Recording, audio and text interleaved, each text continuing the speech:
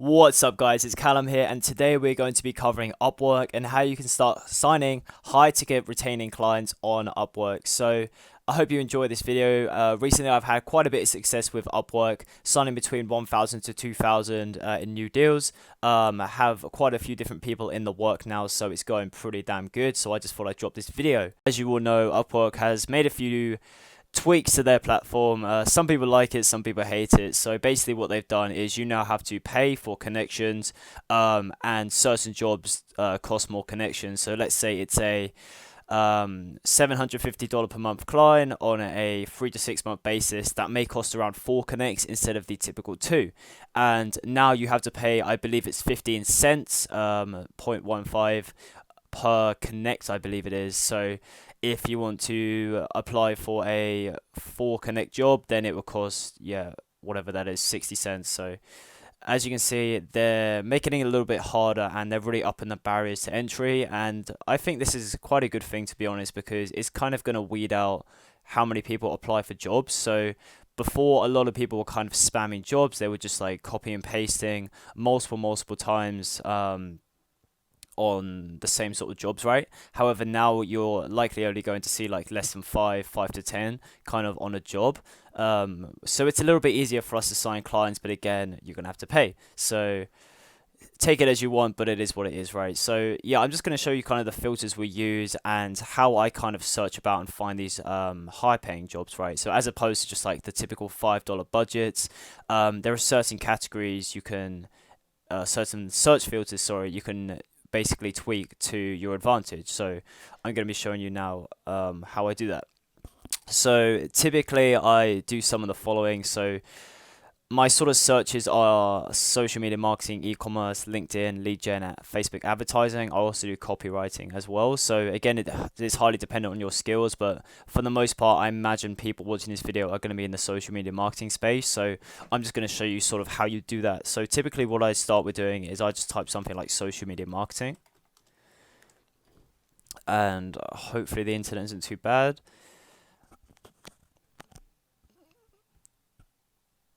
Just wait for this to load.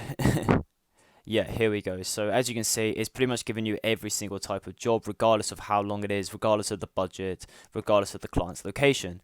And there's a few different filters that I use to kind of tweak this to my advantage, right? So typically I leave this as it is because I'm happy to work either on a fixed price basis or an hourly basis, because they both kind of work the same thing. Ideally fixed price, but I'm happy to do hourly as well. In terms of experience, I usually stick this to either expert or intermediate. It really depends how many jobs there are, because sometimes you're not going to get as many on expert, which is why you'd have to stick on intermediate as well. However, if you can find the expert jobs, that's kind of what you want to look for.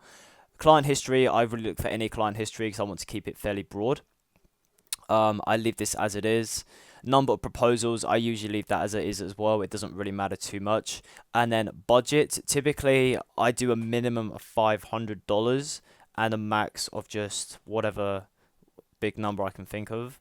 And this is kind of just to weed out the people that are only willing to pay like $5 or $10 for a job, because ultimately, like, there's no point really doing a job for less than $100 one-time fee, right? You kind of want to get these higher ticket jobs if you can. I usually go any hours per week because I'm not too bothered about that. And then this one, it's up to you. I typically leave any project length, just because I'm happy to do less than a week projects if it's $500 plus, or I'm happy to do like very long-term contracts, more than 6 months, if it's above this range as well. So typically I leave that open just to stay broad.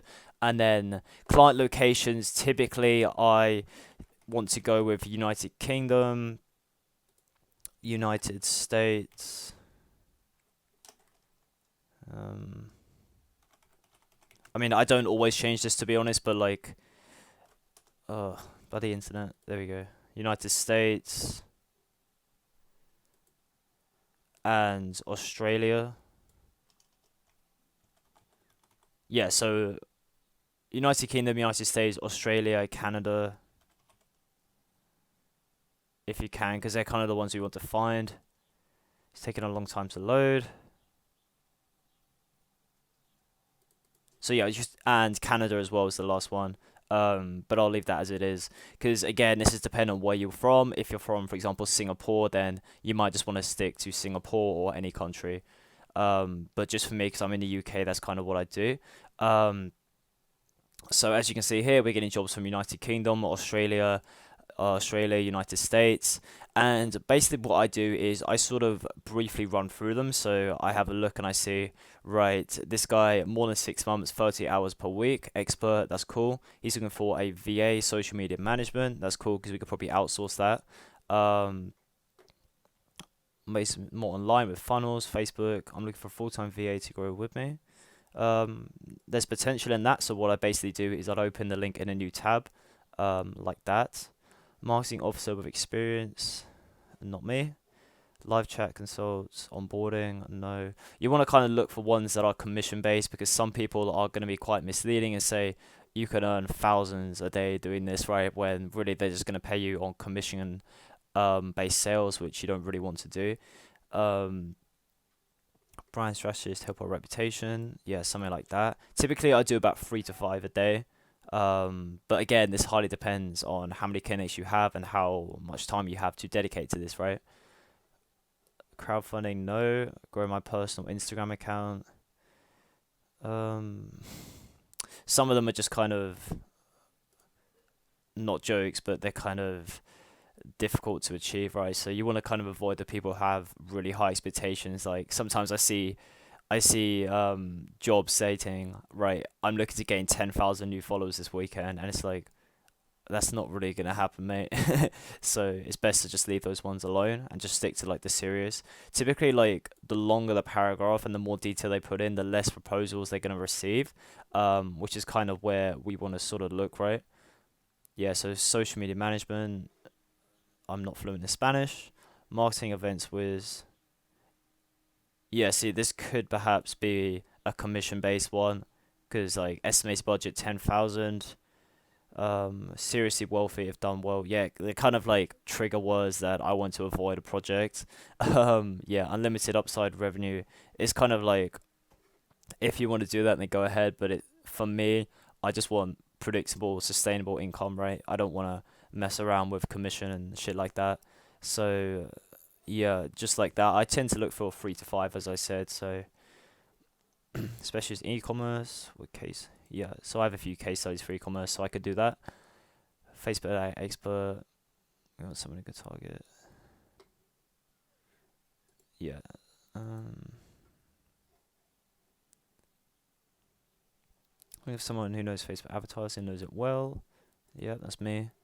Cool. So that's 5 I've got there. And essentially what I do now is I scroll down and I sort of see the testimonials like before I look at anything else. Because typically the more positive reviews they have, the more likely I will want to work with that client.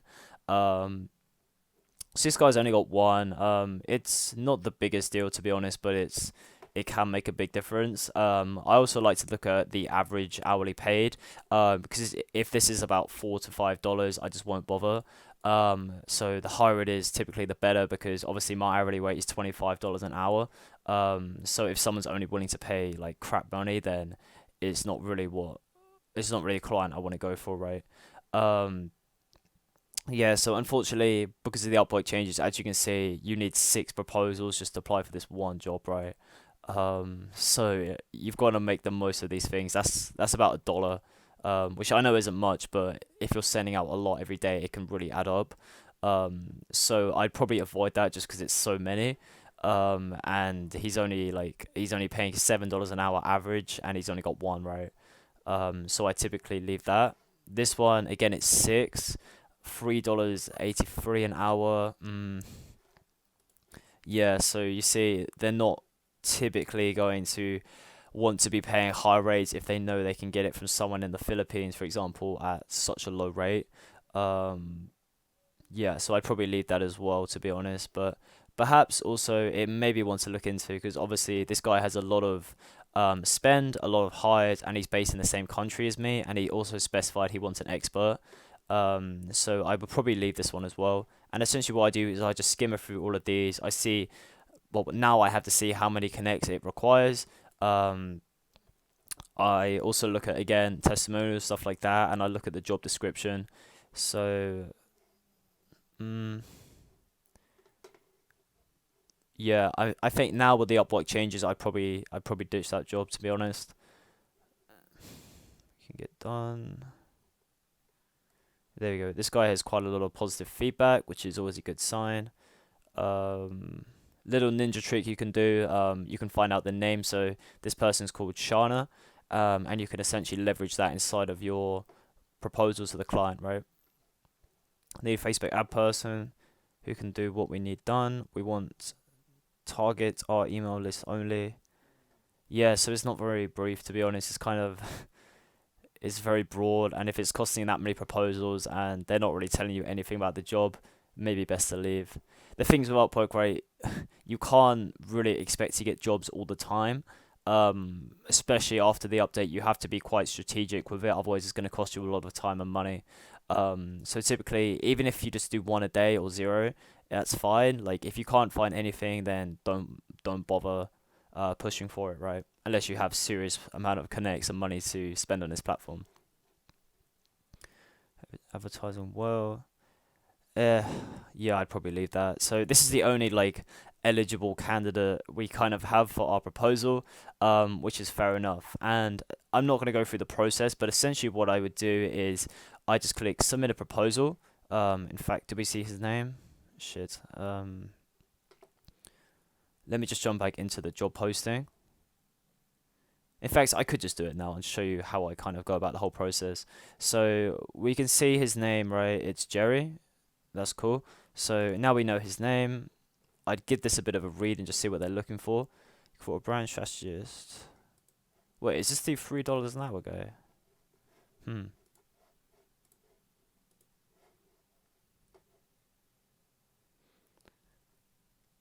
Yeah, so this is the $3 an hour average guy. So, uh, yeah. So typically, like virtual assistants beforehand, he's only paid them $3, and there's no way I'm working for $3 an hour.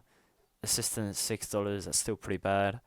Um, yeah. So you can kind of look at their history and see like he's mostly employing people for very low wages who are willing to work that, which you're gonna find, to be honest. So yeah, I'd probably just move on from that as well. So as you can see today, we can't find any jobs, which is completely fine because we don't want to blow our connections. But you repeat this every day, and stuff does come along, guys. I can assure you that. And when it does, it can be very lucrative. So the entire process for actually connecting with people, right? You have to be open and personal. So what essentially you do is, in fact, can I open a notepad? Yeah, so you want to be personal with your approach. You want to address them usually by the name. You want to state your experience as well. So state your experience and ask them at least one question. Ask at least one question. In terms of what that question is, usually it's just something to do with the job. So I just say like, what's your business called? Or I say, what's your long-term goal with this project? Something like that. And another little ninja trick. Attach a document with results, testimonials, anything you have. This thing has been very powerful for me because essentially I made a document with about 5 or 6 pages showcasing the results I've got for e-commerce clients, for brands I've managed, stuff like that. And that does work very well, to be honest, because they'll give that a read and be like, wow, this guy kind of knows what he's talking about. So yeah, attach a document, just stick that together. Even if you don't have much to really show, just put in anything and it can work quite well. So yeah, that's kind of what I do there. So yeah, guys, I think that's just about it for Upwork and how you can really apply for jobs and start really trying to get some of these high ticket jobs, right? And yeah, so if you found this video helpful, be sure to subscribe and like it, and I look forward to seeing you in the next video. Have